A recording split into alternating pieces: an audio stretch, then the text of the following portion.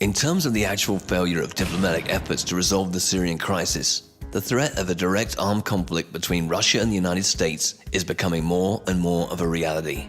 In simulating a possible armed conflict between the armed forces of the involved countries, we can state with some confidence that it will commence with a series of provocative actions. Possibilities include airstrikes of unknown aircraft on civilians, the use of chemical weapons, destruction of humanitarian convoys, shooting at military aircraft or ships of the coalition forces, and possibly even encompassing their complete destruction. The United States and Western countries will undoubtedly accuse the Syrian or Russian armed forces of any such action in this regard. Furthermore, bypassing all the international organizations and their resolutions, a certain group of friends of Syria will declare a decision to establish a no-fly zone over Syria to ensure the safety of the civilian population as part of the US R2P responsibility to protect strategy.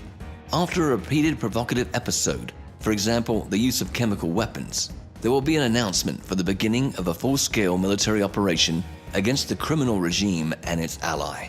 If it is decided to fully implement this power projection scenario, the target of the first strike will be air defense systems and command and control centers of the Syrian army. The US would show their strength and willingness to take extreme measures to offset the Assad regime. In this scenario, the campaign against the media propagandized universal evil is to improve the reputation of the United States on the world stage. This strike will be launched with cruise missiles upon the most vulnerable targets, which will be situated in locations with the weakest air defense systems. The Syrian army will not be able to strike back on its own, and Russia may be willing to make significant concessions in the negotiation process. That could relieve the United States from the need to carry out more extensive and costly operations. However, Russia is likely to act from the position of strength, qualifying the deaths of several groups of Russian military advisors in the Syrian targeted areas as an act of aggression. Russia can execute a number of various military operations, directly or indirectly. In particular, several American ships in the US Mediterranean Fleet could be destroyed by stealthy diesel-electric submarines of the Project 636 Warzawianka. In addition, US warships can be attacked by Tu-160 strategic bombers, or US warships, aviation and ground forces and facilities in the Middle East which were involved in the aggression can be attacked by Russian rocket, artillery and air defense systems from Syrian territory and on behalf of the Syrian Arab Army. Any such direct or indirect operations will also be framed by the US as an act of aggression. Thus, they will move on to the scenario of a massive attack of the forces of the two fleets. In general, this strike can be executed by more than 1,500 cruise missiles. Currently in the Mediterranean Sea, there is deployed 4 guided missile destroyers of the US Navy. Each of them is equipped with multiple vertical launch systems with no less than 90 startup cells, each of which can be charged with an anti-submarine, anti-aircraft, or a cruise missile. When the strikes are executed on the ground targets, each cell can be charged with a guided missile BMG-109 Tomahawk. The Naval Combat Group would be shadowed by one nuclear-powered Ohio-class sub with more than 150 cruise missiles on board. The US Fifth Fleet has another powerful group of warships, which can be deployed in the Persian Gulf and the Red Sea.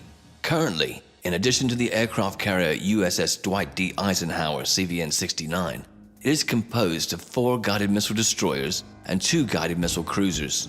This naval group is reinforced with 2 guided missile submarines. The target of the massive strike will be the ships of the Russian Mediterranean Fleet, command centers, airfields, air defense systems, and electronic warfare capabilities. The US and its allies will resort to the force scenario only if they can achieve overwhelming superiority over their stated enemy. In spite of the deployment of air defense systems, such as the Pantsir S-1, the S-300 and S-400, as well as sea-based air defense systems, the Army command and control systems, as well as air defense systems of Russia and Syria, they would receive irreparable damage in the case of implementation of a massive attack by cruise missiles from a safe distance. According to military experts, for the assured destruction of one Russian air defense complex, approximately 10 missile launches under the condition of retaliatory fire by the air defense complexes are required. According to some estimates, there are approximately up to 200 air defense systems on permanent combat readiness throughout Syria. However, the destruction of the primary radars can blind defense launchers. The only trump card in this scenario could be Russian top-secret electronic warfare systems, which theoretically could disorient the enemy cruise missiles as well as naval vessels.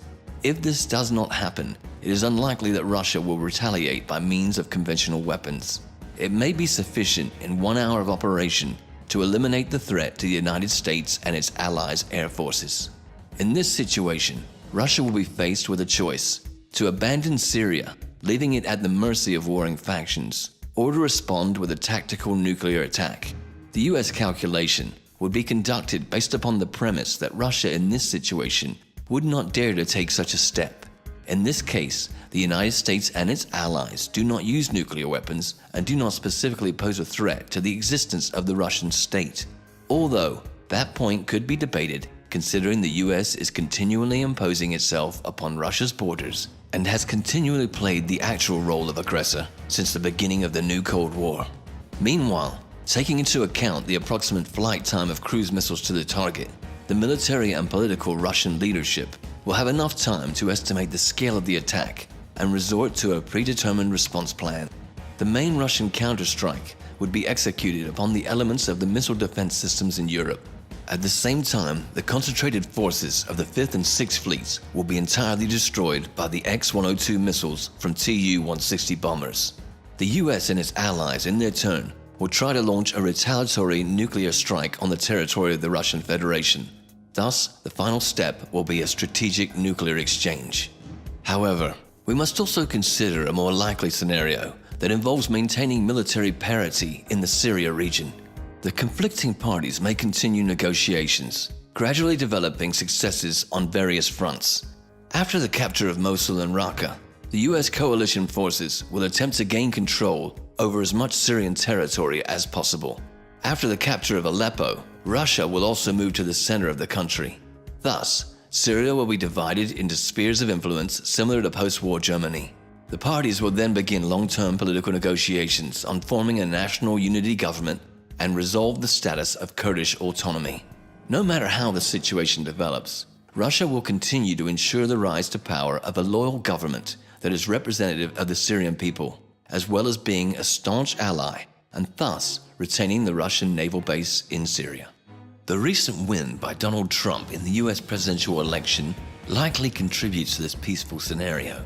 Experts expect that with Trump in the White House, the main players in the region, Russia and the US, will have more chances to make a deal to divide the spheres of influence.